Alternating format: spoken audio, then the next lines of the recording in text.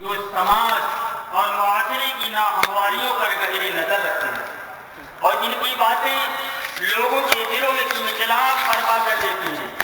اس سے میری مراد خطیب العصر حضرت مولانا مجاہد اقبال صاحب ندوی ہیں۔ حضرت کو اس شعر کے ساتھ میں دعوت سخن دیتا ہوں۔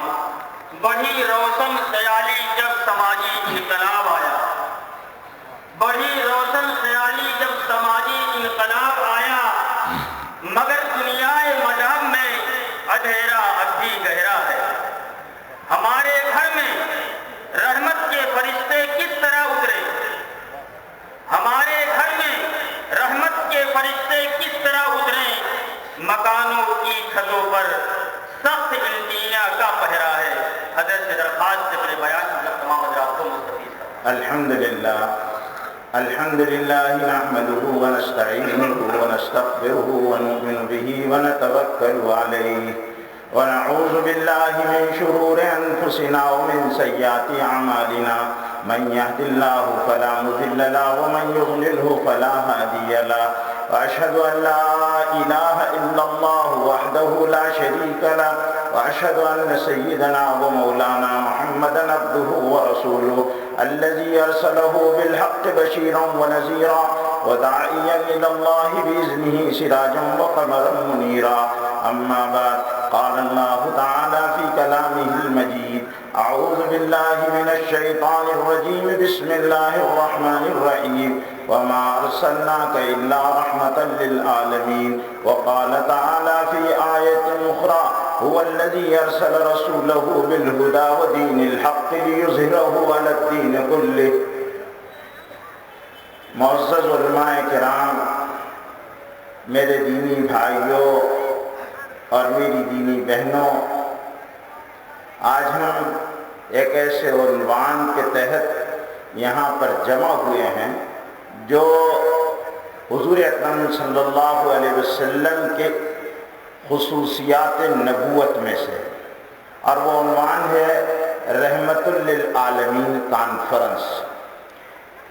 تھوڑا میں پہلے درخواست کر لوں ان ہمارے بھائیوں سے جو کھڑے ہوئے ہیں، اگر یہ بیٹھ جائیں تو آپ کو انشاءاللہ مجھے بھی نفع ہوگا، آپ کو بھی نفع ہوگا، کیونکہ ہم جس ذات اقدس کا تذکرہ سن رہے ہیں ان کا ادب اللہ نے کیا ہے، اور یہ بے ادبی کی بات ہے کہ ہم رسول اللہ صلی اللہ علیہ وسلم کا تذکرہ ہو اور ہم کھڑے رہ کر سنیں، لاپرواہی اور بے توجہی سے سنیں۔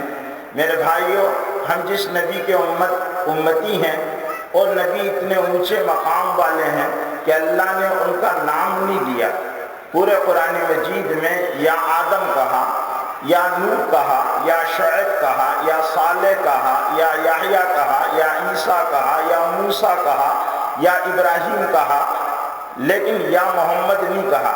بلکہ جب بھی امام الانبیاء رحمت اللہ العالمین کو مخاطب کیا تو یا ایھا المزمل کہا، یا ایھا المدثر کہا، یاسین کہا، طٰہٰ کہا، یا ایھا النبی کہا، یا ایھا الرسول کہا۔ اتنا بڑا مقام ہے ہم جس نبی پاک صلی اللہ علیہ وسلم سے نسبت اور تعلق رکھتے ہیں۔ میں آپ کو پہلے جو ایک تمہید باندھ کر ایک بات سمجھا دینا چاہتا ہوں تاکہ آپ کو رحمت للعالمین سمجھ میں آ جائے۔ رحمت کسے کہتے ہیں؟ اردو زبان میں رحم کے معنی کا ترجمہ مشکل ہے، ممکن نہیں ہے، اس لیے کہ اردو کا دائرہ بہت تنگ ہے۔ رحمت عربی لفظ ہے، اللہ کی صفت رحمان ہے اور رحیم ہے، اور اللہ نے اس صفت رحمانیت اور رحیمیت کو اپنے نبی پاک صلی اللہ علیہ وسلم کے لیے منتخب فرمایا ہے۔ اللہ تعالیٰ نے جب حضرت آدم علیہ السلام کو پیدا فرمایا تو ان کی اندر علم منتقل فرمایا۔ اللہ کی صفت علم ہے، اللہ علیم ہے، اللہ علام الغیب ہے۔ اللہ نے اپنی صفت علم کو حضرت آدم علیہ السلام میں منتقل فرمایا، اور اولاد آدم کو علم کی وجہ سے تمام مخلوقات میں ممتاز فرمایا۔ اسی طرح جب اللہ نے امام الانبیاء خاتم النبیین رحمت للعالمین کو بھیجنے کا ارادہ فرمایا تو آپ صلی اللہ علیہ وسلم کے اندر صفت رحمت کو منتقل فرمایا۔ اس لیے پہلے رحم کے معنی آپ سمجھ لیں تو آپ کو حضور اکرم صلی اللہ علیہ وسلم کو جو اتنے بڑے رحمت والے وصف کے ساتھ دنیا میں بھیجا گیا تو اس کی اہمیت اور افادیت سمجھ میں آ جائے۔ میرے بھائیوں، رحم ماں کے پیٹ میں جو بچے کی تھیلی ہوتی ہے اس کو رحم کہتے ہیں۔ ماں کے پیٹ میں جس میں بچہ پرورش پاتا ہے اس کو رحم کہتے ہیں۔ اردو میں اس کو بچے دانی کہتے ہیں، عربی میں رحم کہتے ہیں۔ اور رحم اس لیے کہتے ہیں کہ اسی رحم سے تعلق جڑتا ہے، اسی رحم کی بنیاد پر رشتے بنتے ہیں، اسی رحم کی بنیاد پر محبتیں وجود میں آتی ہے، اسی رحم کی بنیاد پر قرابتیں وجود میں آتی ہے، تعلق جوڑے جاتے ہیں اسی رحم کی بنیاد پر۔ مثال کے طور پر اگر کسی ماں کے 2 بچے ہیں تو وہ رحم میں ملنے کی وجہ سے ان کو کیا کہا جاتا ہے کہ بھائی بھائی ہیں، اور ماں رحم کی بنیاد پر ماں بنی، رحم سے نسبت ہوئی باپ کی تو باپ بنا، دادا سے نسبت باپ کی جڑی تو اسی رحم کی بنیاد پر دادا بنا، ماں سے رحم کی نسبت جڑی تو نانا بنا، اور ماموں سے رحم کی نسبت جڑی تو ماموں بنا، چچا سے رحم کی نسبت بنی تو چچا بنا، بہن سے نسبت بنی تو بہن بنی۔ یہ رشتے اور تعلقات بنتے ہیں۔ اب رحم کرتا کیا ہے کہ رحم کی بنیاد پر باپ اپنے بیٹے کے لیے کما رہا ہے، تھک رہا ہے، رات بھر لوم چلا رہا ہے، بھاگ رہا اور دوڑ رہا ہے، یہ رحم ہی کی بنیاد پر کہ میرے بچے ہیں ان کے لیے مجھے کمانا ہے۔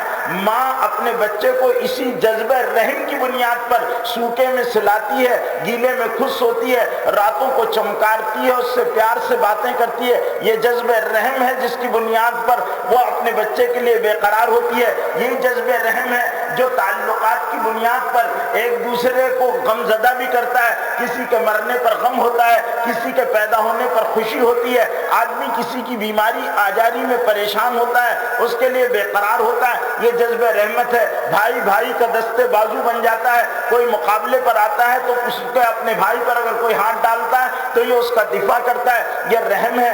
رحم کی بنیاد پر ایک دوسرے کے ساتھ تعلق ہوتے ہیں، رحم کی بنیاد پر خاندان بنتے ہیں، رحم کی بنیاد پر بستیاں بنتی ہے، رحم کی بنیاد پر تعلقات جوڑے جاتے ہیں، اسی رحم کی بنیاد سے رشتے جڑتے ہیں، رشتوں سے محبت جڑتی ہے، محبت سے تعلق بنتے ہیں، تعلق کی وجہ سے خرچ ہوتے ہیں۔ یہ جذبہ رحم ہے اور رحم کی بنیاد پر یہ تعلق جڑتا ہے۔ اللہ تعالیٰ نے حضور اکرم صلی اللہ علیہ وسلم کو رحمت للعالمین بنایا۔ آج صلی اللہ علیہ وسلم کے ساتھ سارے انسانوں کو جوڑا، آج صلی اللہ علیہ وسلم کے ساتھ سارے انسانوں کو جوڑا، آپ میں رحم کو ڈالا، اور آج صلی اللہ علیہ وسلم کو سارے انسانوں کی بھلائی کے لیے بھیجا۔ جتنے نبی دنیا میں آپ سے پہلے آئے وہ سارے کے سارے نبی علاقوں اور قوموں کے لیے آئے۔ کوئی قوم نوح کے لیے آیا، کوئی قوم تبا کے لیے آیا، کوئی مدین کے لیے آیا، حضرت صالح اپنی قوم کے لیے آئے، مختلف علاقوں کے لیے آئے۔ ٹائم ان کی لمیٹڈ تھی، اسی ٹائم تک وہ آئے، اس کے بعد ان کی نبوتیں ختم۔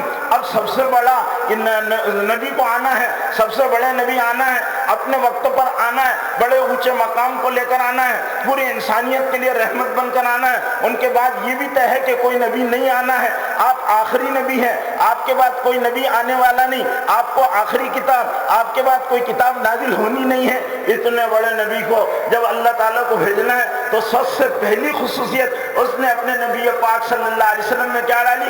رحمت کی ڈالی۔ آپ کے دل کو رحیم بنا دیا، اور اللہ کی صفت رحمان ہے اور رحیم ہے۔ اللہ نے اپنی صفت رحمت کو اور صفت رحمانیت کو اپنے محبوب کے قلب اطہر میں اتار دیا، آپ کو رحیم بنا دیا، مہربان بنا دیا، کریم بنا دیا، اور آج صلی اللہ علیہ وسلم کو ایسا سراپا مہربان بنا دیا کہ سارے انسانوں سے جس کو پیار ہو، وہ انسانوں سے نفرت کرنا جانتا نہ ہو، اپنوں کو دکھ دینے والوں کو معاف کر دیتا ہو، اپنے راستے میں کانٹے بچھانے والوں کو وہ دعائیں دیتا ہو، اور جن لوگوں نے اس کو گالیاں دی ان کو وہ پیار کی باتیں بتاتا ہو، ان کے لیے راتوں میں روتا ہو، ان کے لیے بے قرار ہوتا ہو، ان کے لیے تڑپتا ہو۔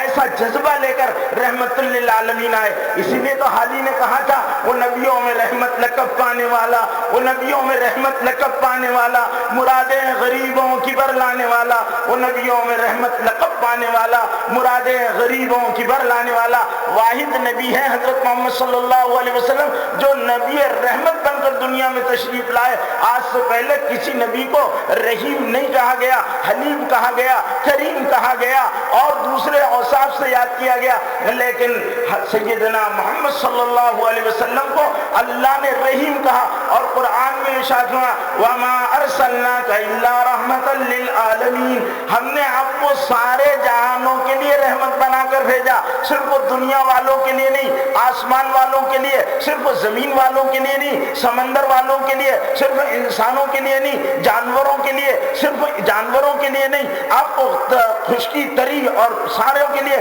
صرف عرب والوں کے لیے نہیں، عجم والوں کے لیے بھی، آپ کو صرف ایک مخصوص قبیلے کے لیے نہیں، سارے اللہ کے بندوں کے لیے رحمت بنا کر بھیجا۔ اور آج صلی اللہ علیہ وسلم کی نبوت کو اللہ نے لامحدود بنا دیا۔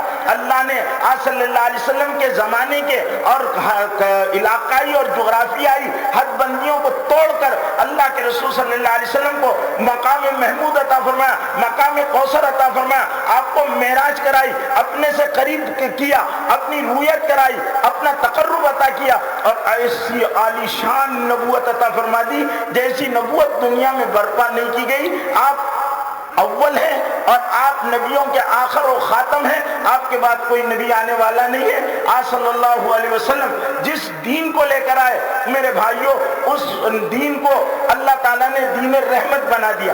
آپ کو نبی رحمت، ہمارا رب رحمان و رحیم، ہمارے نبی رحمت للعالمین، اور ہمارا دین دین رحمت بنا دیا گیا کہ یہ دین بھی دنیا میں رحمت ہے۔ یہ جب تک رہے گا دنیا میں رحمت رہے گی، اور جب یہ دین نہیں رہے گا دنیا میں رحمت نہیں رہے گی۔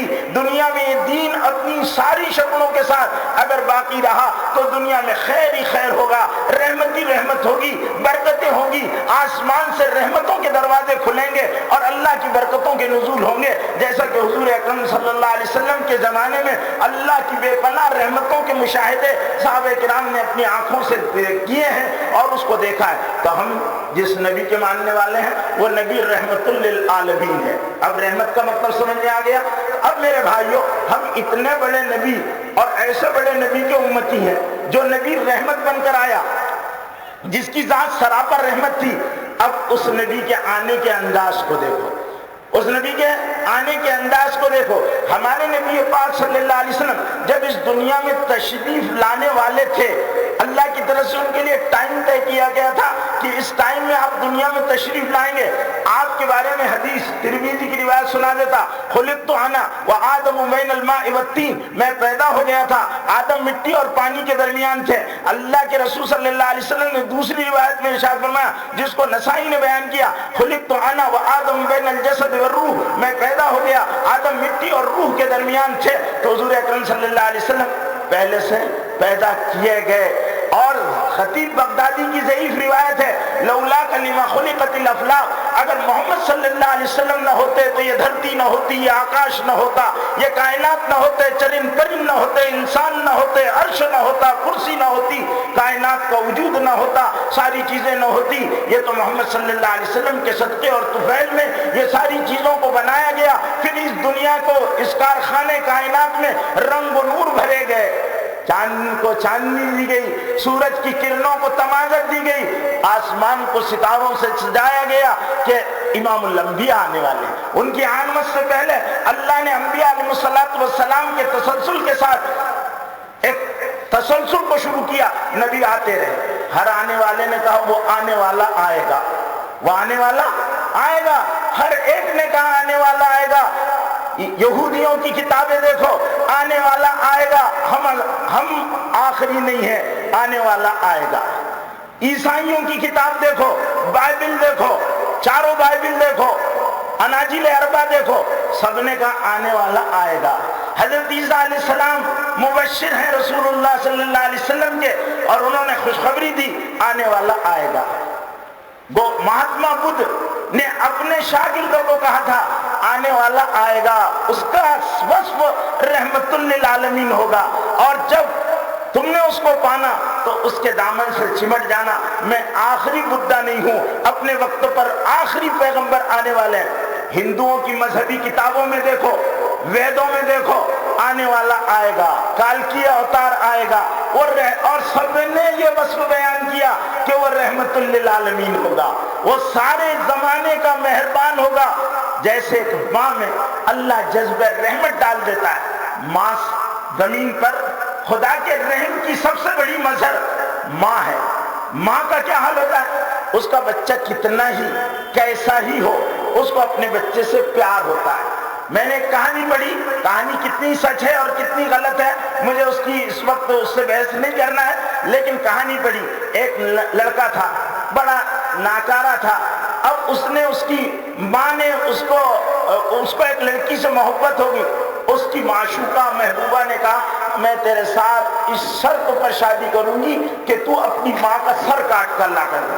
یہ لڑکا اپنی محبوبہ کے چکر میں بھوت سوار ہوتا نا، یہاں بھی نوجوان بیٹھے ان پر بھی افیئر جب سوار ہوتا ہے تو پھر وہ نہ باپ کو خاطر میں لاتے نہ ماں کو خاطر میں لاتے، بس وہ تو ان پر ایک الگ ہی لائن سوار ہو جاتی ہے اور وہ رانگ لائن پر چلتے رہتے ہیں۔ تو اس نے کہا کہنے لگے سر، اس نے بدبخت نے اپنی ماں کے سر کو کاٹا، لے کر تشت میں جا رہا تھا، ٹھوکر لگی گرا، تو اس سر سے آواز آئی میرے بچے اپنا خیال کرنا کہیں چوٹ تو نہیں آ گئی۔ ماں ہوتی ہے، ماں ہوتی ہے، اس کو اپنی اولاد سے بے انتہا پار ہوتا ہے۔ اس لیے حضور اکرم صلی اللہ علیہ وسلم کے زمانے میں مسجد نبوی میں بلی نے بچے دے دیے تو صحابہ بلی کو مارنے کے لیے دوڑے، حضور اکرم صلی اللہ علیہ وسلم نے منع فرمایا مارو مت، اب وہ ماں ہو گئی ہے، مارو مت، اب وہ ماں ہو گئی ہے۔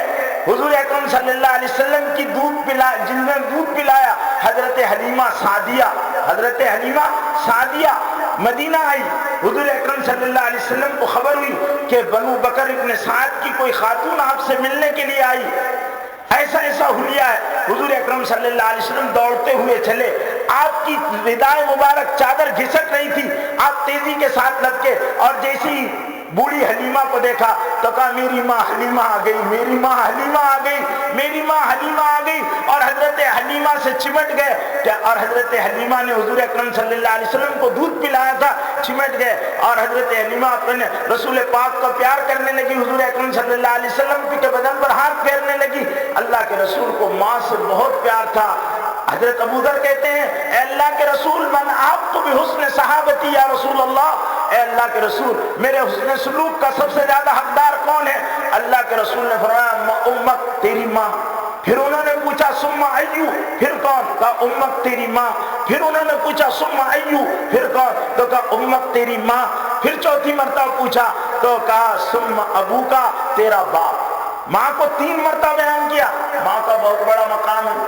ماں کی ایک آہ جو بچہ کی ولادت کے وقت تکلیف کی وجہ سے نکلتی ہے، میرے بھائیوں بزرگوں نے لکھا ہے کہ انسان اپنے چمڑے کو، اپنے جلد کو نکالے، اس کی جوتیاں بنائے اور اپنی ماں کو پہنا دے تو اس آہ کا بدل نہیں ہو سکتا ہے جو انتہائی کرب کی حالت میں اس ماں کے ساتھ نکلتی ہے۔ تو ماں کتنی مہربان، ماں ایک زمانہ تھا، آج تو ماں کو خاطر میں نہیں لایا جاتا ہے، اور میرے بھائیوں آج ماؤں کے ساتھ انتہائی بدسلوکی ہوتی ہے۔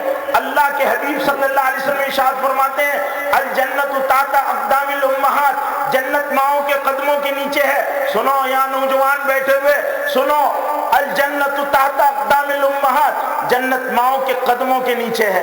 ماں کی خدمت میں جنت رکھ دی اللہ نے۔ اللہ راضی ہوں گے، ماں راضی ہوگی، باپ راضی ہوگا۔ اگر ماں باپ راضی ہے بنی خدا بگاڑ دیں گے، بنی خدا بگاڑ دیں گے۔ کتنے لوگ بدبخت ہیں جو اپنے ماں باپ کا دل دکھاتے ہیں، تو ماں بڑی مہربان ہوتی ہے۔ اب جب ہم چھوٹے تھے ماں نے ہم کو گود میں لیا، ہم بول نہیں سکتے تھے، ماں ہم کو دودھ پلاتی تھی، ہماری باتیں وہ سمجھتی تھی، ہم کچھ نہیں بول پاتے تھے، ماں پیار کرتی، گھنٹوں لے کر راتوں کو بے قرار ہوتی، میرے چاند کیا ہو گیا، کیسا بھی کالا پیلا رہے گا تو کیا کہتی، میرا چاند تجھے کیا ہو گیا، راتوں میرے چاند، میرے لالا، میرے کالے، وہ باتیں کرے گی، اس کے ساتھ چمکارے گی، بے چین رہے گی۔ ماں کی نیند ختم ہو جاتی ہے، ماں کی نیند ختم ہے۔ ایک ماں اتنی مہربان اپنی اولاد پر ہوتی، اور جتنی ماں اپنی اولاد پر مہربان ہوتی ہے اس سے زیادہ، کہیں زیادہ حضور اکرم صلی اللہ علیہ وسلم اپنی امت پر مہربان، ماں سے زیادہ اپنی امت پر مہربان۔ اور حدیث میں آتا ہے اللہ اپنے بندوں پر 70 ماؤں سے زیادہ مہربان۔ اگر اللہ رحمان نہ ہوتے تو میرے بھائیوں بے نمازیوں کو روزانہ کوڑے پڑتے، چل نماز کے لیے۔ کوئی سیٹ بڑے سے بڑا کارخانے میں نہیں ہوتا، کیونکہ اللہ کا کوڑا پڑ رہا ہو سیدھا مسجد میں جاتا ہے۔ آیا اذان ہوئی، کوڑے پڑنا شروع، آسمان سے کوڑے لٹکتے، اور تو کیا کوئی نماز چھوڑتا؟ نہیں، سارے مسجدیں بھری رہتی۔ اور کوئی آدمی نماز نہیں چھوڑتا، کوئی آدمی اللہ کی نافرمانی نہیں کرتا، اللہ تعالیٰ موقع دیتے، میرے بندے جبری نہیں، زبردستی کی نہیں، مانے گا فائدہ، نہیں مانے گا تیرا نقصان۔ موقع کب تک دیتے خدا؟ جب تک آدمی کی موت قریب نہیں آتی۔ حدیث میں آیا کہ جب گلے میں خرخراہٹ ہونے لگے موقع چاند سے ختم، جب خرخراہٹ ہونے لگے تو پھر موقع ختم۔ اور حدیث میں آتا ہے جب سورج مشرق کے بجائے مغرب سے نکلے گا تو توبہ کے دروازے بند کر دیے جائیں گے، موقع دے رہے اللہ، توبہ کر لے۔ حدیث میں آتا ہے جب بال سفید ہو جائے، جب بال سفید ہو جائے تو اللہ تعالیٰ فرشتوں کو کہتے ہیں میرے بندے کے گناہ مت لکھو، میرے بندے کے گناہ مت لکھو، میرے بندے کے گناہ مت لکھو۔ فرشتے کہتے ہیں اللہ کیوں نہیں لکھے؟ کہنے لگے میرا بندے کیا بال سفید ہو گئے، اس کا میرے پاس آنے کا ٹائم آ گیا، آج نہیں ابھی توبہ کر لے گا، ابھی توبہ کر لے گا۔ اللہ تعالیٰ موقع دے رہے، اس کو ٹائم دو، مہلت دو، اس کے گناہ مت لکھو۔ لیکن بڑے میاں ہیں ٹی وی کے ساتھ بیٹھے ہوئے، یہ کمیٹی کے کندل خراب ہو چکے ہیں، آنکھیں پھاڑ پھاڑ کر دیکھ رہے ہیں۔ کس کو دیکھ رہے چچا؟ تم کو جو دیکھنا چاہیے، یہاں کی یہ کیا دیکھتے پریشانیاں، جنت میں حوریں تمہارا انتظار کر رہی، کیا چیز اللہ نے جنت میں بنائی ہے۔ میرے بھائیوں اگر جنت کا عنوان ہوتا تو یہ بوڑھے جوان ہو جاتے، جوان کودنا شروع کرتے، وہ بیان آپ کے سامنے کرتا۔ لیکن مسئلہ رحمت للعالمین صلی اللہ علیہ وسلم کی حیات طیبہ کے عنوان پر ہے، اس لیے میرا ٹاپک اس وقت نہیں ہے۔ تو اللہ کے رسول صلی اللہ علیہ وسلم نے ہم کو بتایا کہ اگر بال سفید ہو جائیں اللہ رحم کرتے، نہیں گناہ مت لکھو۔ اور ایک روایت دوسری بھی ہے، حدیث میں حضور اکرم صلی اللہ علیہ وسلم نے فرمایا جب بندہ سفید بال ہو جاتے ہیں تو اللہ کہتے درگزر کرو، میرے بندے نے اسلام میں جوان ہوا، اسلام میں بوڑھا ہو گیا، اب اس کے گناہ مت لکھا کرو، شرم آتی ہے، اس کو موقع دو، اس کو موقع دو، توبہ کر لے گا، توبہ کر لے گا۔ اللہ اتنے مہربان اتنے رحیم ہیں کہ بال سفید ہو جائیں تو مہربانی کرنا شروع کر دیتے ہیں۔ میرے بھائیوں اور ہمارا حال کیا ہے؟ ہم جرأت اللہ کے حکم توڑیں گے دھڑلے سے۔ تو ہم جس رحیم و کریم نبی کے امتی ہیں، اس نبی پاک صلی اللہ علیہ وسلم کا انسانیت کے ساتھ رحم کا معاملہ کیا تھا، اور ہم امتی ہیں کائے کے لیے؟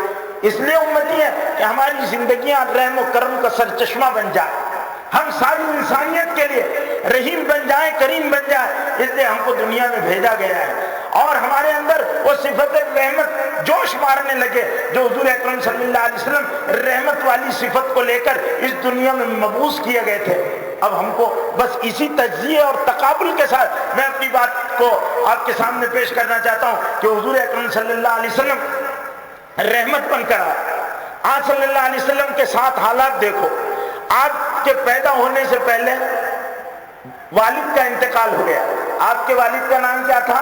عبداللہ۔ عبداللہ کا انتقال ہو گیا۔ آپ کے دادا کا نام عبد المطلب تھا۔ آپ کی والدہ کا نام آمنہ تھا۔ آپ کو جس نے دودھ پلایا ان کا نام حلیمہ تھا۔ تو یہ یاد رکھنا، تو حضرت عبداللہ کا انتقال ہو گیا۔ حضور صلی اللہ علیہ وسلم جب دنیا میں تشریف لائے تو باپ کا سایہ پہلے اٹھا دیا گیا۔ کیوں اٹھا لیا اللہ نے؟ کیا حکمت ہے اس میں؟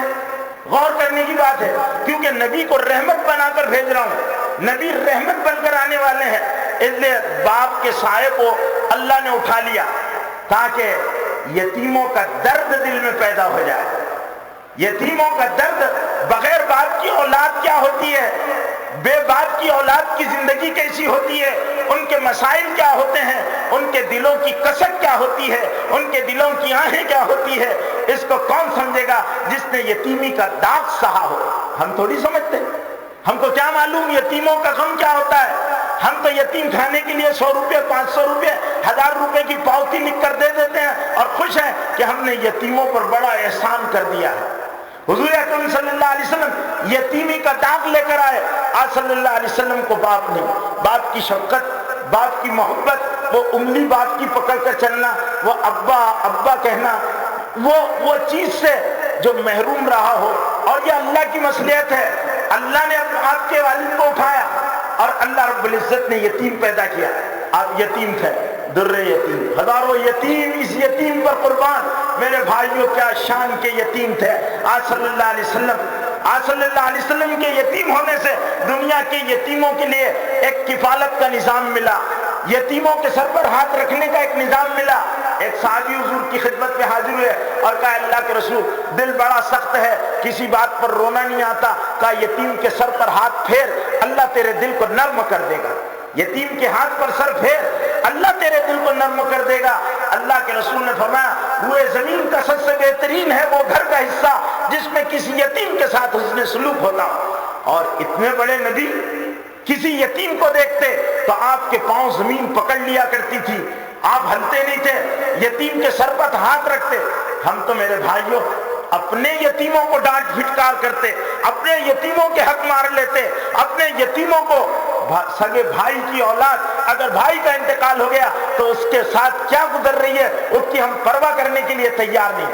آج ہمارے یتیم بھیک مانگتے ہیں, آج ہمارے یتیم اناث آشرموں میں پلتے ہیں, آج ہمارے یتیم عیسائیوں کی مشنری میں پلتے ہیں. وہ جس نے یتیموں کو ہر گھر میں بسایا تھا, یتیم خانہ نہیں کھولا اللہ کے رسول نے, ہر گھر کو یتیم خانہ بنا دیا تھا. ہر گھر میں یتیم پر شفقت کا ہاتھ پھیرا جا رہا تھا, اس کو اپنے دسترخوان پر بلا کر بٹھایا جا رہا تھا. ایک بزرگوں نے کہا اللہ والوں کی باتیں بڑی عجیب ہوتی ہے. ایک بزرگوں نے کہا اپنی غربت دور کرنا چاہتا ہو اپنے دسترخوان پر یتیم کو بٹھا لیا کرو, اللہ غربت کو ختم کر دے گا, فاقے کو ختم کر دے گا, افلاس کو ختم کر دے گا. دل کی کساوت دور کرنا چاہتے ہو, رسول اللہ نے نسخہ بیان کیا کہ یتیم کے سر پر ہاتھ پھیرو. جس نے یتیم کو محبت کے ساتھ دیکھا عرش الہی جھوم جاتا ہے کہ اس نے یتیم کو محبت کے ساتھ دیکھا ہے. ہمارے نبی پاک صلی اللہ علیہ وسلم کے بارے میں قرآن نے کہا کہ آپ یتیم تھے, اللہ نے آپ کو ٹھکانہ دیا. آپ نے یتیم کے ساتھ کیا کرنا, وَأَمَّا الْيَتِيمَ فَلَا تَقْهَرْ, یتیم کو مت جھڑکنا, اس لیے کہ یتیم کے ساتھ ذرا سی بھی بدسلوکی اگر ہو گئی تو اللہ کے جلال کو غصہ آتا ہے, اللہ بہت ناراض ہوتے ہیں, اللہ کا عرش تھر تھرانے لگتا ہے اور اللہ غصے میں آ جاتے ہیں کہ میں نے اس کو یتیم کیا اور اس کے ساتھ اس طرح کا سلوک کیا جا رہا ہے. اللہ کو غصہ آتا ہے, اللہ سے ڈرنا چاہیے. حضور اکرم صلی اللہ علیہ وسلم کسی یتیم کو دیکھتے تو آپ صلی اللہ علیہ وسلم کے پاؤں زمین پکڑ لیتی, گویا آپ آگے نہیں بڑھتے.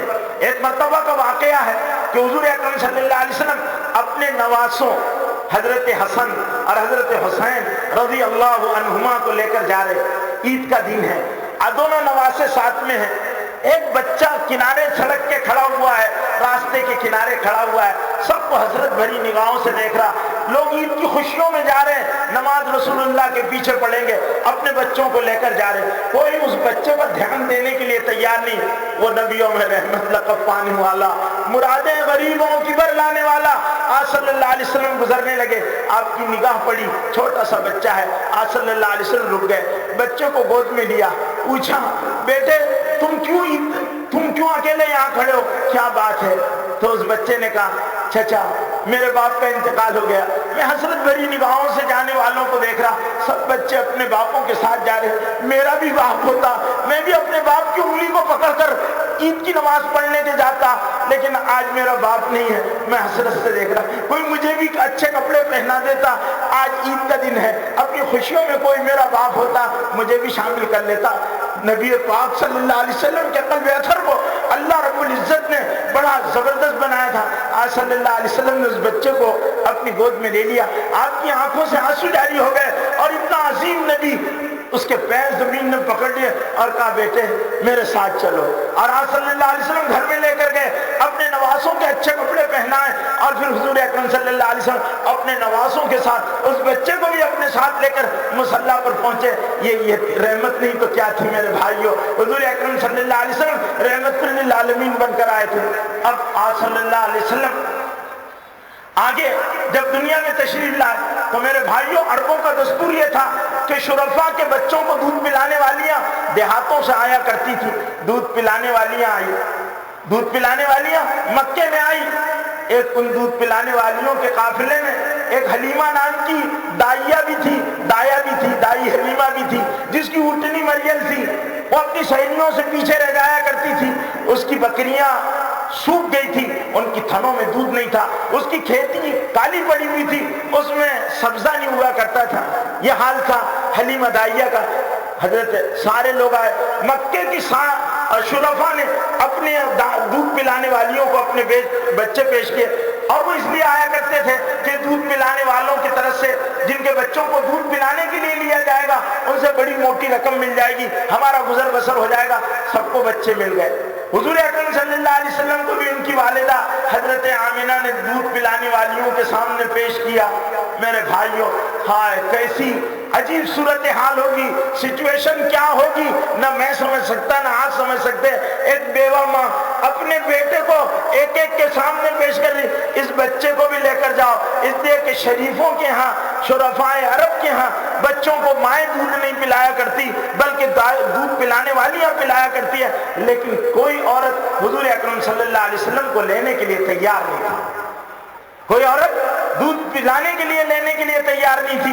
حضرت حلیمہ سعدیہ رضی اللہ تعالی عنہ نے حضور صلی اللہ علیہ وسلم کو دیکھا اور پہلی نگاہ میں محبت اور پیار بھری نگاہ حلیمہ نے ڈالی۔ سیرت نگاروں نے لکھا ہے کہ حلیمہ کی پہلی نظر میں محبت چھلک رہی تھی۔ اللہ کو حلیمہ کی ادا پسند آئی اور قسام ازل نے دودھ پلانے کی سعادت حلیمہ کی قسمت میں لکھ دی کہ میرے محبوب کو دودھ حلیمہ پلائے گی۔ اور میرے بھائیوں، آج سب جانتے ہیں کہ دودھ حلیمہ نے پلایا، لیکن میں کہتا ہوں حلیمہ کو دودھ رسول اللہ نے پلایا ہے۔ حلیمہ کو دودھ رسول اللہ نے پلایا۔ جب حلیمہ نے اس در یتیم کو اپنی گود میں لیا، اس کے اللہ تعالیٰ نے اس کو رحمتوں برکتوں سے بھر دیا، جس کا وجود رحمت ہو۔ اس کی مریل اٹھنی میں جان آ گئی، اس کی بکریوں کی تھنیں دودھ سے بھر گئی، اس کی چراگاہ جہاں بکریاں چرائی جاتی تھی ان چراگاہوں میں سبزہ آ گیا، اور ان کے ساتھ آنے والیاں کہنے لگی یا حلیمہ تو اخذت نسبتا مبارکہ، اے حلیمہ تم نے بڑی مبارک جان کو لیا ہے، تمہاری مریل اٹھنی ہواؤں سے بات کر رہی، ہم پیچھے رہ جا رہے، تمہاری بکریوں کی تھنوں میں دودھ آ گیا۔ میرے بھائیوں، جس کو کوئی لینے کے لیے تیار نہیں تھا، حلیمہ مجبور تھی، کوئی اس کو بچہ دینے کے لیے تیار نہیں تھا، حلیمہ کی مجبوری تھی، رسول اللہ کو کوئی لینے کے لیے تیار نہیں تھا۔ اللہ بھی تو غیور ہے، اپنے محبوب کو ہر ایک کے حوالے نہیں کرتا، اللہ کو بھی غیرت ہے، اس نے اپنے نبی پاک صلی اللہ علیہ وسلم کو حلیمہ سعدیہ کے حوالے کر دیا کہ نہیں، حلیمہ دودھ پلائے گی۔ اور پھر حلیمہ رحمت عالم کے فیض سے کیسی محروم رہ سکتی تھی؟ حلیمہ کو نہ صرف یہ کہ اللہ نے مادی نعمتوں سے بھرپور کر دیا، چراگاہیں آباد کر دی، جانوروں میں برکت دے دی، بلکہ اللہ نے خاندان بنو سعد ابن بکر کو ایمان کی دولت سے بھی نواز دیا۔ شیمہ ایک مرتبہ رسول اللہ صلی اللہ علیہ وسلم کی خدمت میں حاضر ہوئی۔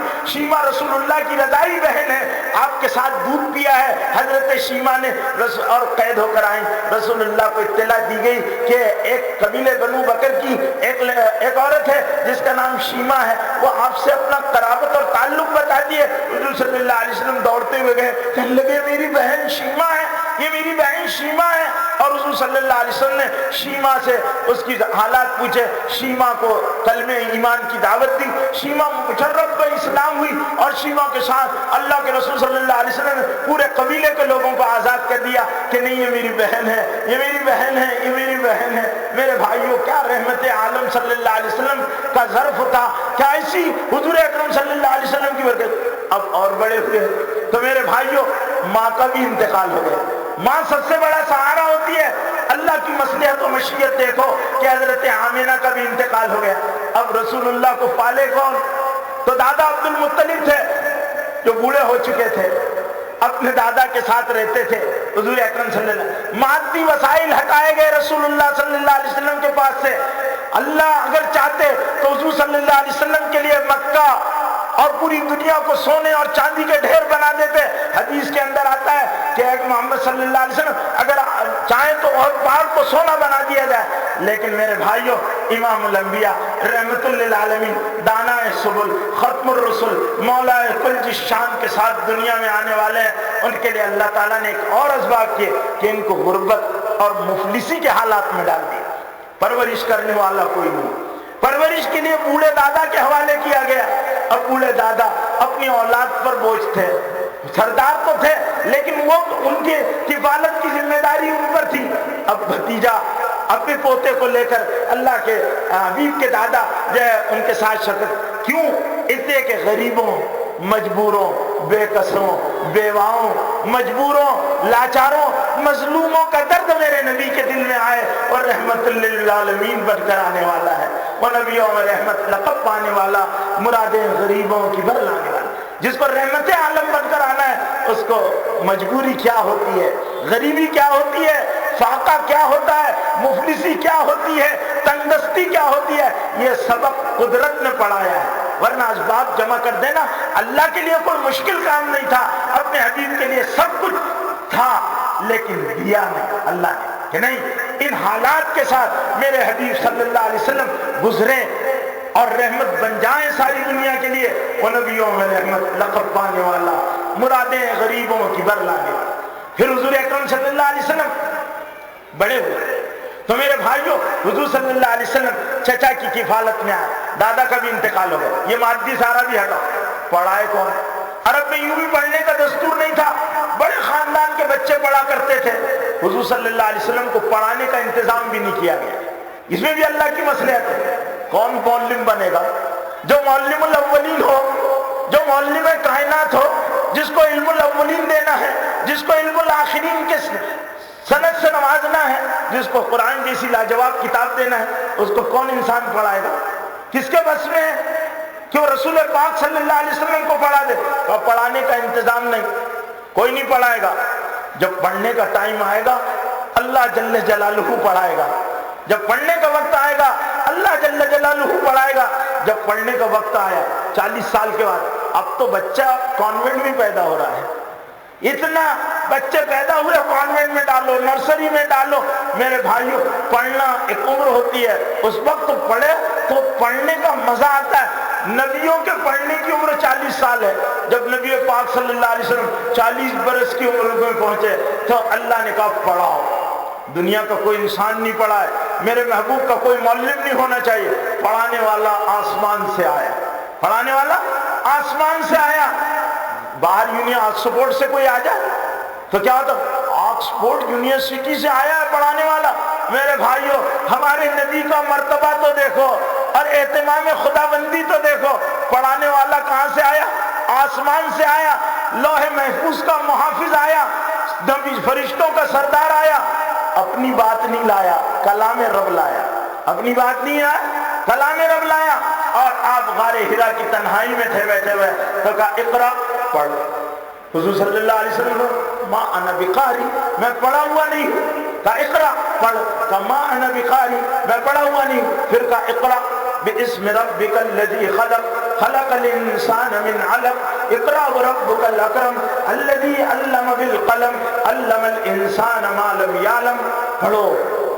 پڑھایا کیا جا رہا؟ ہمارے یہاں کیا پڑھایا جاتا؟ A for apple, B for bat, C for cat, D for dog, یہ پڑھاتے۔ الف سے الو، بے سے بھالا، یہ پڑھائیں گے؟ پڑھائی تعلیم ہو رہی۔ اقرا باسم ربک الذی خلق، پڑھو اس پروردگار کے نام سے جس نے پیدا کیا۔ خلق، سائنس سکھائی جا رہی۔ کیا سکھائی جا رہی؟ سائنس۔ حضور صلی اللہ علیہ وسلم کی نبوت سے متصل اللہ کے علم میں ہے کہ ٹیکنالوجی کا زمانہ آئے گا، سائنس کا زمانہ آئے گا، اور نبی آخری ہے، نبی آنے والا نہیں، وحی کا سلسلہ ختم ہو جانے والا ہے۔ تو اس لیے کیا پڑھا؟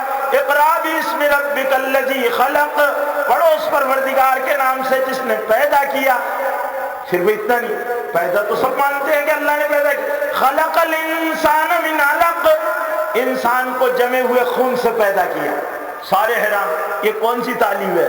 جمع ہوا خون۔ انسان کی تخلیق کے تدریجی مراحل کو اللہ کے رسول پر کھولا گیا تاکہ یہ امت اناڑی پن سے زندگی نہ گزارے، اس کو معلوم ہی نہیں ہو کہ دنیا میں کیا ہو رہا ہے، اس کو یہ نہ معلوم ہو، یہ بالکل بیوقوفوں نادانوں کی طرح زندگی گزارنے کے لیے یہ امت نہیں ہے۔ جس امت کے نبی کی تعلیم کا آغاز اقرا باسم ربک الذی خلق خلق الانسان من علق اقرا وربک الاکرم الذی علم بالقلم، جس نے انسان کو قلم کے ذریعے سے لکھنا سکھایا۔ قلم پہلی مرتبہ وحی کے ذریعے سے انسان کو قلم کی اہمیت کا اندازہ ہوا کہ علم بالقلم، قلم کی بڑی اہمیت ہے۔ اللہ کے پاس بھی لوح ہے، قلم، لوح اور قلم، اللہ نے نبوت دی محمد صلی اللہ علیہ وسلم کو، تو اس نبوت کو بھی قلم سے جوڑ دیا، اور پھر سورہ قلم نازل کی، نون والقلم وما یسطرون، نون والقلم وما، قلم کی قسم، اللہ قلم کی قسم کھا رہے، قلم کی قسم، اور قلم جو سطرے لکھے ان کی قسم، وما یسطرون، اور ایک روایت ایک معنی کے اعتبار سے، اور قلم سے لکھنے والوں کی قسم، نون والقلم وما یسطرون، اور قلم سے جو لکھا گیا اس کی قسم، قسم کھا رہے۔ تو ایسی علم کا انتظام کر دے۔ اب حضور اکرم صلی اللہ علیہ وسلم میرے بھائیوں رحمت عالم بنا کر آپ کے دل میں انسانیت کا درد ڈالا گیا۔ اب نبی پاک صلی اللہ علیہ وسلم ایک ایک انسان کی ہدایت کے لیے کیا درد تھا، کیا رحمت تھی انسانیت کے ساتھ، کہ یہ دھرتی پر بسنے والے سارے انسان ایک اللہ کو پہچان لیں، سارے دھرتی پر رہنے والے انسان ایک اللہ کو پہچان لیں، اس کی عبادت کرنے والے بن جائیں، اور جہنم کے گرتے ہوئے دہانوں سے جنت کے باغوں میں پہنچ جائیں۔ نبی کو کیوں بھیجا؟ انسانیت جہنم کے گرتے ہوئے دہانوں پر کھڑی تھی، لڑکیاں گاڑ دی جاتی تھی۔ آج کی مہذب دنیا سونوگرافی کر کے لڑکیوں کو مار ڈالتی ہے، آج کی مہذب دنیا ابارشن کرتی ہے، آج کی مہذب دنیا مانے حمل دوائیں اختیار کرتی ہے، اور قتل خفی کی مرتکب ہوتی ہے۔ حضور اکرم صلی اللہ علیہ وسلم نے انسانوں کو زندگی دی، کہا زندہ لڑکیاں درگور نہیں کی جائے گی، اور قرآن نازل ہوا وَإِذَا الْمَوْءُودَةُ سُئِلَتْ بِأَيِّ ذَنبٍ قُتِلَتْ، جب زندہ گاڑی جانے والی لڑکی اس کے بارے میں پوچھا جائے گا کس جرم میں گاڑا گیا، کس جرم میں گاڑا گیا۔ اولاد کو قتل مت کرو، لا تقتلوا اولادکم من خشیۃ املاق، اپنی اولاد کو مفلسی کے ڈر سے قتل مت کرو۔ دنیا میں لوگوں نے کہا پاپولیشن بڑھ جائے گا تو پرابلم کھڑے ہو جائیں گے، اس لیے دنیا میں زیادہ بچے پیدا مت ہونے دو، تو ساری دنیا کے بیوقوف دانشور جمع ہوئے اور انہوں نے کہا بس ہم دو ہمارے دو، ہم دو ہمارے دو، سکھی سنسار لہن پریوار سکھی سنسار، ٹھیک ہے بھائی۔ لیکن اللہ نے اتنے انسان پیدا جو کر رہا ہے، اس نے ایسا کوئی فارمولا نہیں اتارا کہ بچے پہ کتیا کو یہ حکم نہیں دیا کہ تو نے ایک ہی بچہ پیدا کرنا۔ کتوں کو دیکھیں گے آپ بے شمار بچے پیدا کرتے، بلیوں کو دیکھو بچے پیدا کر رہے، درختوں کو دیکھو، کسی آم کے درختوں کو یہ نہیں کہا گیا کہ دو ہی پھل لگنا چاہیے، دو ہی پھل لگنا چاہیے، پھل لگ رہے ہیں۔ آبادی کے اعتبار سے پیداوار بڑھ رہی ہے، بکریاں جتنی کٹ رہی ہے اتنی بڑھ رہی ہے، پابندی میں۔ ہندوستان کے بہت بڑے قابل دانشور جن کو نوبل پرائز ملا ہے، اس میں پڑھے لکھے لوگ جانتے ہیں، ان کا نام سنا ہو، امرتیہ سین، بڑے آدمی ہیں، انہوں نے لکھا ہے کہ فیملی پلاننگ انتہائی بکواس نظریہ ہے، جتنے ہینڈ ہوں گے اتنی انکم ہوگی، خوب بچے پیدا کرو۔ اور ہمارے آقا صلی اللہ علیہ وسلم کیا کہتے ہیں کہ فَانكِحُوا الْوَلُودَ الْوَدُودَ إِنِّي مُكَاثِرٌ بِكُمُ الْأُمَمَ، بہت بچے پیدا کرنے والی اور بہت محبت کرنے والی بیوی سے شادی کرو، میں تمہاری کثرت پر فخر کروں گا۔ یہ امت حمادون ہوگی، رسول اللہ کے ہاتھ میں لوائے حمد ہوگا، امت رسول اللہ کے جلو میں چلے گی، اور اللہ کے ساروں کی اس پر اللہ کی تعریف ہو۔ تو میرے بھائیوں، حضور اکرم صلی اللہ علیہ وسلم نے زندہ درگور کی جانے والی لڑکیوں کا سلسلہ ختم کیا۔ آج صلی اللہ علیہ وسلم نے مجبوروں مظلوموں کے ظلم کو ختم کیا، اور آج صلی اللہ علیہ وسلم کی زبان حق ترجمان سے اعلان کیا گیا الخلق عیال اللہ، سارے انسان اللہ کی مخلوق ہیں، سارے انسان اللہ کے کنبہ ہیں۔ مذہب، ذات پات، برادری کی بنیاد پر انسانوں کو بانٹنا جرم ہے، انسانوں کو بانٹنا جرم ہے، اس بنیاد پر نہیں بانٹا جائے گا۔ اللہ کے رسول نے فرمایا لا فضل لعربی علی اعجمی ولا لعجمی علی عربی کلکم من آدم و آدم من تراب، کالے کو گورے پر، گورے کو کالے پر کوئی فضیلت نہیں ہے۔ اللہ کے ہاں پرہیزگار، اللہ سے ڈرنے والا وہ پرہیزگار ہے۔ عورتوں پر ظلم ہوتے تھے، عورتیں بکاؤ مال بن گئی تھی، عورتوں کے ساتھ ظلم ہوا کرتے تھے، ناانصافیاں ہوا کرتی تھی۔ اللہ کے رسول، عورتیں ترکے میں باپ کے مرنے کے بعد جس طرح سامان بانٹتے ہیں، عورت کی بیویاں بانٹی جاتی تھی، ظلم ہوتا تھا۔ ہمارے اس ملک میں، ہندوستان میں عورت پر کیا برا سلوک ہوتا تھا۔ کہ وہ غیرت کی وجہ سے اپنی شوہر کی چتا پر ستی ہو جایا کرتی تھی، آر کی وجہ سے اس کو سماج زندہ نہیں رہنے دیتا تھا، اتنا ٹارچر کرتا تھا۔ حضور اکرم صلی اللہ علیہ وسلم نے عورت کو عزت کا مقام دیا۔ عورت ماں ہے، ماں، عورت کیا ہے؟ ماں، ماں، اس کے قدموں کے نیچے جنت ہے، اس کے دل دکھانے والے کی دنیا برباد ہے، اس کی خدمت کرو۔ قرآن میں کہا وَلَا تَقُلْ لَهُمَا أُفٍّ وَلَا تَنْهَرْهُمَا وَقُلْ لَهُمَا قَوْلًا كَرِيمًا۔ ماں کو، باپ کو جھڑکو مت، تیوری چڑھا کر بات بھی مت کرو۔ ابا نے بولے بیٹے بیڑی لگ، تم کو تو کیا ہے، بیڑیاں پھونکتے بیٹھے رہتے، ایسا مت بولو، ایسا مت بولو۔ یہ باپ تھا، جب تم بیمار تھے تو تم کو اس نے کیسی کیسے تکلیفوں کے ساتھ پالا، اس کو جھڑک کر بات بھی مت کرو۔ وَلَا تَقُلْ لَهُمَا أُفٍّ وَلَا تَنْهَرْهُمَا، اف بھی مت کرو اور تیوری بھی مت چڑھاؤ۔ ٹھنڈا پہ وَخْفِضْ لَهُمَا جَنَاحَ الذُّلِّ مِنَ الرَّحْمَةِ، قرآن کہتا ہے ان کے سامنے اپنے پہلو جھکاؤ، ادب سے بات کرو۔ آج تو ماں کے ساتھ، باپ کے ساتھ بات کرتا ہے، اور شادی ہو جانے کے بعد تو ذرا سی سوٹی بیوٹی اگر مل جائے تو وہ نچاتی ہے، تگنی کا نہ ہے۔ ہاں، اب آج کل شوہر کیا، جو شوہر للو ہوگا وہ بیوی کے اس پر ناچے گا، وہ اس کو نچائے گی، نچا رہی ہے، شوہر کو نچا رہی ہے، ماں سے لڑ، ارے ساری زندگی بڑا کیا، تو اس ماں کو چھوڑ دیتا ہے، عورت کی وجہ سے لڑتا ہے، تو اس بیوی کی وجہ سے۔ ہم یہ نہیں کہتے کہ ماں کی بیجا طرفداری کرو، نہیں، جائز چیزوں میں بیوی کی طرفداری کرو، ماں کو لیکن ادب سے سمجھاؤ، امی آپ اس میٹر میں رانگ ہے، اس میٹر میں غلط ہے، میری بیوی صحیح کہہ رہی ہے، لیکن جہاں بیوی ہے تو ماں بیوی کی طرفداری مت کرو۔ ماں کا حق بہت بڑا ہے، اللہ کے رسول نے ہم کو تعلیم دی، عورت ماں ہے، عورت ماں، عورت بہن ہے، عورت بہن ہے۔ حضرت شیمہ بہن تھی، نبوت بے قرار ہو کر آگے آ گئی اور آپ کو کا استقبال کیا، چادر دی بہن کو رسول اللہ صلی اللہ علیہ وسلم، اور کہا جس کے پاس دو بیٹیاں یا دو بہنیں ہوں اور ان کو اچھا ادب سکھلا دے، ان کی تعلیم و تربیت کر دے، انا زعیم بربض الجنہ، میں اس کے لیے جنت کے بیچ میں ایک محل کی میری گارنٹی، اللہ کے رسول کہہ رہے۔ بہن کی تربیت کر دے، بہن کا گھر بسا دے۔ آج تو بہنوں کا حق مار لیتے، چل کائے کی بہن۔ ہمارے یہاں مراٹھواڑہ سائڈ کے اندر کیا ہوتا ہے، بہن بیچاری اپنے بھائی سے حق نہیں مانگتی، کیوں کہ بھائی سے رشتہ کٹ جائے گا، پھر بھاوج کہیں گی کیا لینے آئی، کیا منہ لے کر آئی۔ تو میرے بھائیو یہ نہیں ہے، قرآن نے حق دیا للذکر مثل حظ الانثیین، جتنا دو بیٹیوں کو ملتا ہے اتنا ایک بیٹے کو دو، بہن کا حق ہے، بہن کو حق دیا قرآن۔ بیٹی ہے تو بیٹی کی کفالت تربیت کرو، ذمہ داری دی۔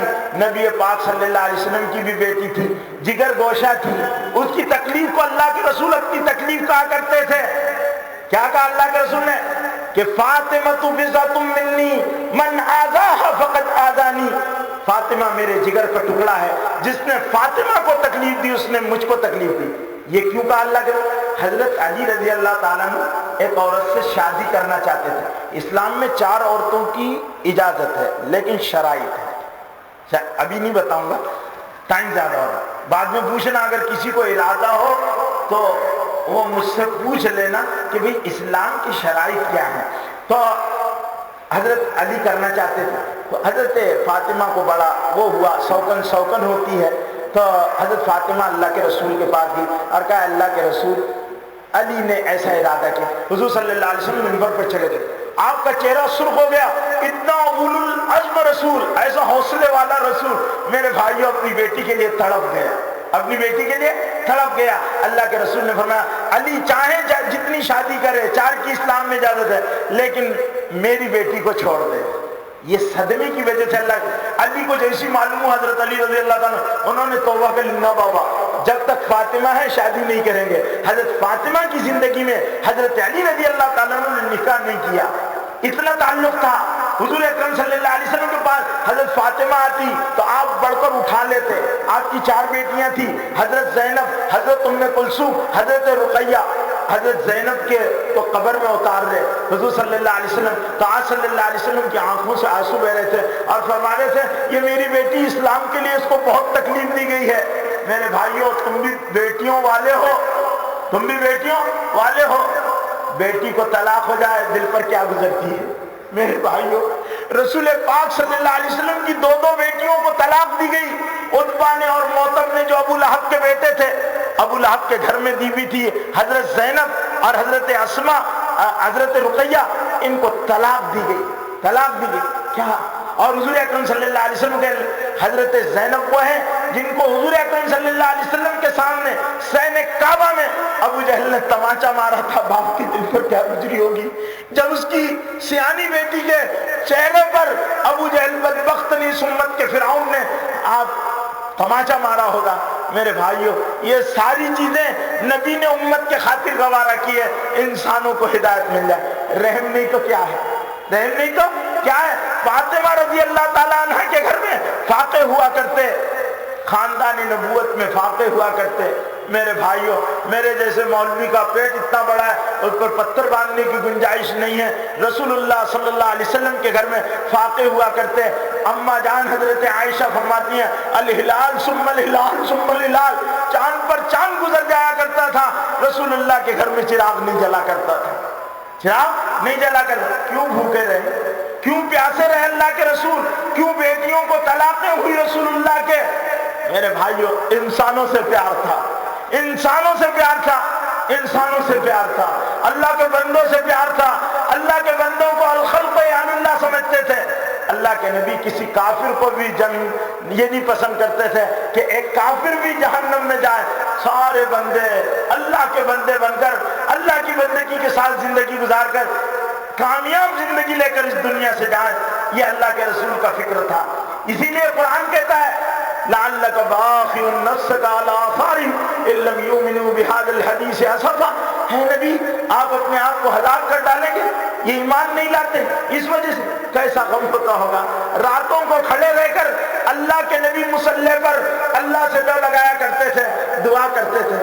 میرے بھائیوں، جب حضور اکرم صلی اللہ علیہ وسلم کے طائف کے میدان میں اوباش لڑکوں نے پتھر مارے، آپ جب نکلے وہاں کے سرداروں سے مل کر پتھر مارتے، پیر بچاتے تو ٹخنوں پر پتھر پڑتے، ٹخنے بچاتے تو گھٹنوں پر پتھر پڑتے، گھٹنے بچاتے تو پیٹ پر پتھر پڑتے، پیٹ بچاتے تو سر مبارک پر پتھر پڑتے۔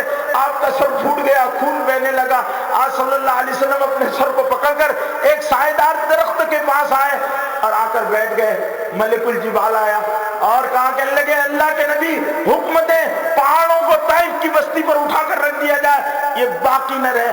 اللہ کے نبی نے کہا اللہم اہد دوس اللہم اہد ثقیف، اے اللہ قبیلہ دوس کو قبیلہ ثقیف کو ہدایت دے دے۔ کیسا رحم کا جذبہ ہوگا۔ انہوں نے مارا ہے، یہ نادان ہے، یہ نادانی کی وجہ سے مان رہے، یہ مجھے نہیں سمجھتے۔ آج صلی اللہ علیہ وسلم نے ان کے لیے دعا کی، اور پھر کیا دعا کی؟ اللہم اہد قومی انہم لا یعلمون، ہے اللہ میری قوم کو ہدایت دے دے، یہ نہیں سمجھ پا رہے۔ آج صلی اللہ علیہ وسلم مکے کے میلے میں لوگوں کہہ رہے ہیں انا نبی لا کذب انا ابن عبد المطلب، میں نبی ہوں لوگوں، میں جھوٹا نہیں ہوں۔ مکے کے چودھری مجھے جھوٹا کہتے ہیں، شاعر کہتے، جادوگر کہتے، کاہن کہتے، یہ جھوٹ بولتے ہیں۔ مجھے تم جانتے ہو انا نبی لا کذب انا نبی لا کذب انا ابن عبد المطلب، میں نبی ہوں، میں جھوٹا نہیں ہوں۔ اے لوگوں میری بات مانو، میں تم کو کامیابی کے راستے پر راتوں کو کھلنا نبی کا، راتوں کو نبی کا کھلنا، راتوں کو بے چین ہونا، اللہ کے بندے بن جائیں، اللہ کی بندگی اختیار کر لیں، یہ غم تھا جب امام الانبیاء کو کھاتا تھا۔ میرے بھائیوں، نبی کے پیٹ پر پتھر، ایک صحابی آئے، کہا اللہ کے رسول اس ذات کی قسم جس کے قبضے میں میری جان ہے، 2 دن سے میں نے کچھ نہیں کھایا، قسم اللہ کے نبی پر ہمارے ماں باپ قربان۔ میرے بھائیوں، اللہ کے رسول نے قسم کھائی والذی نفسی بیدی، اس ذات کی قسم جس کے قبضے میں محمد کی جان ہے، 3 دن ایسے گزر گئے میں نے کچھ نہیں کھایا اور میرے گھر والوں نے کچھ نہیں کھایا۔ آپ نے اپنا دامن اٹھایا، پیٹ پر 2 پتھر بنے ہوئے تھے، صحابی کے پیٹ پر 1 پتھر بنا ہوا تھا۔ کل قیامت کے دن میرے بھائیوں، اللہ کے رسول کے پیٹ پر بندے ہوئے پتھر آئیں گے، وہ فاتح آئیں گے، وہ یتیم بچے آئیں گے، وہ عورتیں آئیں گی، وہ طائف کا میدان آئے گا، وہ ہجرت کا منظر آئے گا، وہ نبی کے گھر کا محاصرہ آئے گا، شیب ابی طالب کا قید آئے گا۔ اسما کی کال پر پڑنے والے چاٹیں گی چٹک آئے گی، بلال کی پیٹھ پر پڑنے والے کوڑوں کی کسک آئے گی، حضرت خباب بن الارت کی پگھلی ہوئی چربی جو مدینے کی فضاؤں میں بسی ہوئی ہے اس بو کو جمع کیا جائے گا، عمار آئیں گے، بوڑھی سمیہ آئے گی، حضرت یاسر بوڑھے یاسر آئیں گے، سمیہ جن کی پہلی شہادت اور اس پر کی قربانی پر اللہ نے اسلام کی ہواؤں کو دنیا میں چلایا، یہ سب آئے گا۔ رسول پاک کے گھر کے فاقے آئیں گے، امہات المومنین آئے گی، نبی پاک کی جگر گوشہ فاطمہ آئے گی۔ میرے بھائیوں، انہوں نے سب نے اپنے بچے یتیم کیے، عورتیں بیوہ کی، دین پر سب کچھ لگایا مٹایا، یہ سب ان قربانیوں کے ساتھ آئیں گے۔ موتی والوں، نون والوں، دکانوں والوں، کپڑے والوں، بھیونڈی کے مسلمانوں، 24 نمبر 25 نمبر دیوبندیوں، بریلویوں، اہل حدیثوں، جو بھی فرقوں میں بیٹھے ہو، سب تمہاری اور میری بھی باری آنا ہے۔ ہم بھی اللہ کے حضور میں رسول اللہ کی بارگاہ میں پیش کیے جائیں گے۔ ہم کیا لے کر آئیں گے؟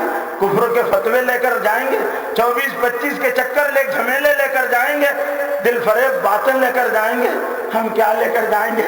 جب سمیہ کا خون آلود جسم آئے گا ہم کیا لے کر جائیں گے؟ جب حمزہ کی لاش کے ٹکڑے ٹکڑے بارگاہ خداوندی میں اور حضور کے پاس لائے جائیں گے، ہم نے امت کو کاٹا تھا، نبی ہمارا کافروں کو بھی جانت کو مسلمان بناتا تھا، اپنے جان کے دشمنوں کو ایمان کی دولت سے نوازتا تھا، ہم کیا لے کر جائیں گے؟ ہم کیا اخلاق لے کر جائیں گے؟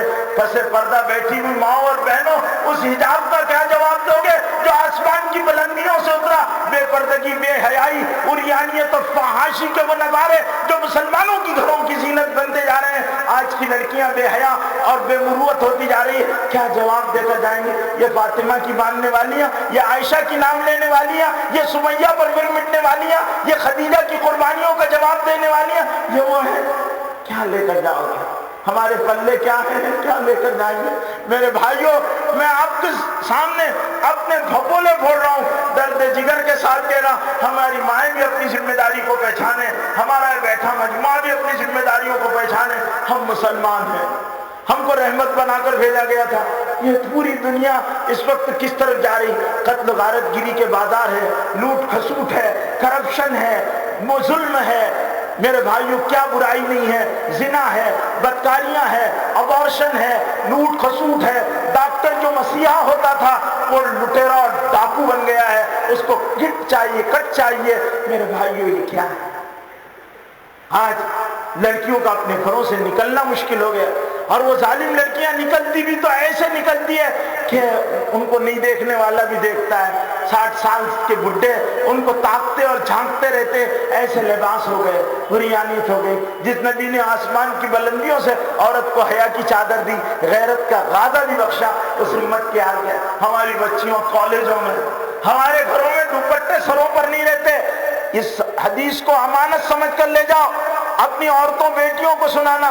اللہ کے رسول نے فرمایا، جس گھر میں تنا عورت ہو کوئی مرد نہ ہو، جس گھر میں تنا عورت ہو کوئی مرد نہ ہو، اس کا سر کھلا ہو، رحمت والے فرشتے اس گھر میں نہیں آتے۔ میرے بھائیوں، کتا اگر گھر میں ہے تو رحمت کے فرشتے نہیں آتے، تصویر ہے تو رحمت کے فرشتے نہیں آتے۔ ٹی وی ہمارے گھروں میں کہاں رحمت آئے گی؟ رحمت تو دو رحمتیں، ایک اللہ کی رحمت، ایک امام الانبیاء کی رحمت، دونوں سے گھر خالی، دونوں سے گھر خالی۔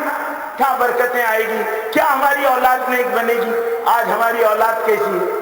بچے ایف ایم سن رہے، ان کو کارٹون کے لیے باپ موبائل دیتا، کارٹون سن بیٹھے، دیکھ ٹائم پاس کا، ٹینشن نہیں ہونا، لے اس کو دے دیا۔ بیٹی کو موبائل خرید کر دیتا، کبھی ایس ایم ایس چیک کرتا، بیٹی کہاں جا رہی ہے، کیا کر رہی ہے۔ بیٹیاں بے قابو ہو گئی، جوان بیٹے بے قابو ہو گئے، کونے میں کھڑا ہوا ہے، ایف ایم لگا ہوا ہے، کونے میں کھڑا ہوا ہے، بات کر رہا ہے، تو سمجھ میں آتا رانگ نمبر پر لگا ہوا ہے، رانگ نمبر پر لگے ہوئے جوان لڑکے، کانوں کی عیاشی میں، آنکھوں کی عیاشی۔ یہ معاشرہ ہے۔ نبی رحمت امام الانبیاء کے امتی ہو، کیسے امتی ہو؟ کل جانا نہیں اللہ کے پاس، کربلا کی خاک کا خون نہیں آنا ہے، ہمارے دامن پکڑے نہیں جانے والے۔ میرے بھائیوں، ہم کیا جواب دیں گے؟ مسجد مرثیہ خواہ ہے کہ نمازی نہ رہے، یعنی وہ صاحب اوصاف حجازی نہ رہے۔ ہم کیا جواب دیں گے؟ جو سر بسجدہ ہوا کبھی میں زمین سے آنے لگی صدا، تیرا دل تو ہے ایسا نماز، تجھے کیا ملے گا نماز میں؟ نماز پڑھ رہے اللہ اکبر، نیٹ ورک ہے، عورت میں بولی ٹماٹے لانا بٹاٹے لانا، ناس جائے تیرا، ستیہ ناس ہو، تو ٹماٹے بٹاٹے کے لیے نماز پڑھ رہا۔ ہماری نماز ایسی، نماز نہیں رہی، سجدے نہیں رہے، دعائیں نہیں رہی۔ امام کہتا اللہم آمین، بانگی کہتا، یہ بھی ہاتھ اٹھاتا، مؤذن امام کو تنخواہ دیتے ہو 3000، وہ دعا کر رہا تمہارے لیے، وہ تو بددعا کر رہا کہ ظالم متولی کو اور مسلیوں پر اللہ تیرا عذاب بھیج، ان کے بیڑے غرق کر دے، وہ بددعا کر رہا، تم کہہ رہے آمین آمین آمین آمین۔ کیا ہے؟ کیا لاجک ہے؟ میرے بھائی اور بزرگ اور دوستوں، ہم کیا ہیں؟ ہم کیا تھے؟ ہم کیا ہو؟ ہم کو کیا ہونا چاہیے؟ ہم دنیا کے لیے رہنما بنتے، ہم دنیا کے سارے انسانوں کے لیے مسیحا بنتے۔ ہم دواخانوں میں جاتے، ہمارا نبی بیماروں کی عیادت کرتا، اس میں دو دشمن کا کوئی فرق نہیں ہوتا۔ بے ٹائم ہے کیا؟ دو دشمن کا فرق نہیں ہوتا۔ یہودی لڑکا ہے، اس کا باپ رسول اللہ صلی اللہ علیہ وسلم کے لیے مدینے میں گڈھے کھودا کرتا تھا کہ اللہ کے نبی گزرے گڈھے میں گر جائیں، آپ کو چوٹ پہنچے۔ وہ لڑکا بیمار ہو گیا، رسول اللہ کو کسی نے بتایا کہ فلانے یہودی جو آپ کے لیے گڑھے کھودتا ہے اس کا بیٹا بہت بیمار ہے، آخری ٹائم چل رہا ہے۔ حضور صلی اللہ علیہ وسلم فوراً اٹھے، کہا اطلاع نہیں دی، ہمارا نبی دشمنوں کے بچوں کے لیے بے قرار ہوتا تھا۔ میرے بھائیو، آج ہم اپنے سگے بھائی کے لیے تڑپنے اور بے قرار ہونے کے لیے تیار نہیں، کوئی پرسان حال نہیں ہے۔ تو رسول اللہ گئے، یہودی کے گھر پر دستک دی، یہودی نکلا پریشان ہو گیا کہ اللہ کے رسول صلی اللہ علیہ وسلم آئے ہیں، میں نے تو ان کو بہت دکھ دیا، شرمندہ بھی ہے۔ حضور صلی اللہ علیہ وسلم کا بھی معاف کرنا، دیکھو کتنے بڑے نبی ہیں، کیسا جذبہ رحمت ہے، بھائی معاف کرنا، دیر ہو گئی، مجھے دیر سے اطلاع ملی، مجھے معلوم نہیں تھا آپ کا بچہ بیمار ہے، میں دیر سے آیا۔ اللہ کے رسول کا اندر گئے، بچے کے سرانے بیٹھے اس لڑکے کے، اس کے سر پر ہاتھ پھیرا، دیکھا سکرات کا عالم ہے، اس کی طرف شفقت والی محبت والی نگاہ ڈالی، اللہ نے وہ نگاہ قلبوں پر پہنچائی، اور دیکھ کر اللہ کے رسول سے کچھ کہنا چاہتا، اچانک باپ سامنے آ گیا، تو اس کے باپ کو دیکھنے لگا، اور باپ سمجھ گیا کہ یہ کلمہ پڑھنا چاہتا ہے۔ بدترین دشمن تھا رسول اللہ صلی اللہ علیہ وسلم کو اس کا باپ، کہنے لگے بیٹے ابو القاسم محمد صلی اللہ علیہ وسلم جو کہتے ہیں وہ پڑھ لو، وہ کہہ دو۔ بچے نے کلمہ پڑھا، لا الہ الا اللہ محمد الرسول اللہ، اللہ کے رسول کا ہاتھ سر پر ہے، اور اللہ کے رسول نے اس کو کلمہ پڑھایا، روح قبض ہو گئی، لاش رکھی تھی۔ حضور نے کہا بھائی تدفین کا بھی انتظام کرتے ہیں، تو یہودی نے کہا تدفین بعد میں کرنا، پہلے ہم سب کو کلمہ پڑھائیے، آپ کے اخلاق ایسے تھے دشمنوں کو معاف کرنے کے۔ میرے بھائیوں، حضرت حمزہ کا قاتل وحشی بن حرب فتح مکہ کے موقع پر حضور اکرم صلی اللہ علیہ وسلم کے سامنے آتا ہے، اس کا جرم اس کے قتل کی گواہی دیتا ہے۔ حضور صلی اللہ علیہ وسلم سے وحشی سے حضور صلی اللہ علیہ وسلم کا جذبہ تراہم کہتا ہے، وحشی ڈر کا مقام نہیں، محمد صلی اللہ علیہ وسلم انتقام کے جذبے سے بالاتر ہے، تو جا رسول اللہ کے پاس۔ رسول اللہ کے پاس وحشی آتے ہیں اور کہتے ہیں اللہ کے رسول میں ایمان لانا چاہتا ہوں۔ وحشی کے رسول اللہ کو اپنے چچا حضرت حمزہ کی شہادت کا غم تھا، پوری زندگی آپ جب بھی حضرت حمزہ کی یاد آتی آپ کی آنکھوں سے آنسو بہتے، آپ بارہا احد پہاڑ پر جاتے اور کہتے اے احد، تیرے دامن میں ہم نے اپنے جگر کے ٹکڑے دفن کیے ہیں، ہمارے اقبال و قبیل افلاد و قبیلیہ ہمارے جگر کے ٹکڑے ہیں یہاں، ہم نے آج صلی اللہ علیہ وسلم کہتے ہیں اے احد پہاڑ میں تجھ سے محبت کرتا ہوں، اور اہل ایمان والا تجھ سے محبت کرتا ہے، اور تو ہم سے محبت کرتا ہے۔ اور پہاڑ سے مخاطب ہوا کرتے تھے، آپ کو اپنے چچا سے بہت محبت تھی حضرت حمزہ سے۔ جب آپ مدینے واپس جا رہے تھے تو مدینے کے ہر گھر سے آواز آ رہی تھی رونے کی، اللہ کے رسول نے فرمایا وَحَمْزَةُ لَا بُوَاقِعَ لَهَا، حمزہ پر رونے والیاں بھی نہیں ہیں، حمزہ پر رونے والیاں بھی نہیں ہیں۔ حضور صلی اللہ علیہ وسلم کو اتنا صدمہ تھا، وہ قاتل وحشی بن حرب آتا ہے اور حضور اکرم صلی اللہ علیہ وسلم کے سامنے آ کر حاضر ہو جاتا، کہا اللہ کے رسول اسلام قبول کر، کہا اے وحشی میں تجھے تیرا اسلام قبول کرتا ہوں، یہاں مسلمانوں کو ہی کافر بنا رہے، میں تیرا اسلام قبول کرتا ہوں، میں تیری آخرت خراب نہیں کرنا چاہتا، ایک شرط ہے میرے سامنے نہیں آنا، کیونکہ جب بھی تو میرے سامنے آئے گا میرے چچا کا چہرہ نگاہوں میں گھوم جائے گا۔ وحشی تنہائیوں میں رویا کرتے تھے کہ وحشی ابن حرب تجھ سے کیا خطا سرزد ہو گئی، تو روئے انور کو دیکھ سے محروم ہو گیا۔ ایک دن رسول اللہ کی پشت کے پیچھے پشت پر کھڑے ہو گئے اور پیچھے کھڑے ہو گئے اور کہا اے اللہ کے رسول، اگر حمزہ مجھے قتل کر دیتے میں جہنم میں جاتا، حمزہ کو میں نے قتل کیا، حمزہ تو جنت میں چلے گئے، لیکن مجھے ہدایت مل گئی حمزہ کے قتل کی وجہ سے۔ اللہ کے رسول صلی اللہ علیہ وسلم نے کہا وحشی سچ کہتا ہے، لیکن وحشی کو کبھی دیکھا نہیں، میرے بھائیو اتنا صدمہ تھا لیکن وحشی کو معاف کر دیا۔ ابو سفیان جو تمام جنگوں کا سرگنا تھا، دشمن تھا، تمام لڑائیوں میں لوگوں کو گھیر گھیر کر لاتا تھا، جب سامنے آتا ہے اس کا ہر جرم اس کے قتل کی گواہی دیتا ہے، حضور اکرم صلی اللہ علیہ وسلم کا افعام ابو سفیان سے کہتا ہے ڈر کا مقام نہیں، محمد صلی اللہ علیہ وسلم انتقام کے جذبے سے بالا تر ہے۔ حضور صلی اللہ علیہ وسلم کے سامنے ابو سفیان آتا ہے، حضور صلی اللہ علیہ وسلم فرماتے ہیں جا تجھے امان ہے، اور اعلان کرنے لگاتے ہیں کہ من دخل دار ابی سفیان کان آمن، جو ابو سفیان کے گھر میں پناہ لے لے اس کو بھی پناہ۔ ہند بنت عتبہ آتی ہے، اس کو بھی معاف کر دے۔ میرے بھائیو، ہمارے نبی کے اخلاق یہ تھے۔ آج ہمارے اخلاق کیا ہیں؟ مسلمان کے قریب نہیں جانا، تھپڑ مار دیتا۔ کیوں؟ نیٹ ورک میں پرابلم ہے، کیوں مارتا ہے؟ میرے بھائیو، ہمارے اخلاق کیا ہو گئے؟ ہمارے محلے جیسے مولانا عبداللہ صاحب فرما رہے تھے گندگیوں کا ڈھیر مسلمانوں کے محلے میں، گالیاں ہماری شناخت بن گئی۔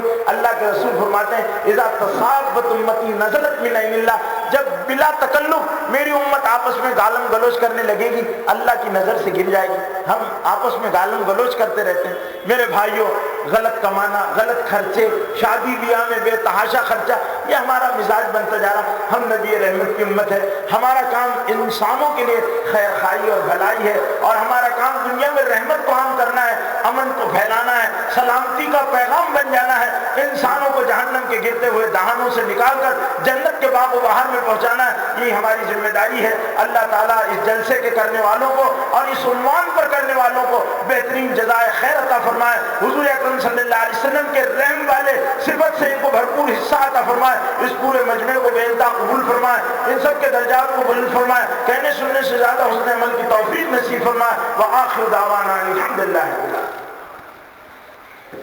محترم حضرات کا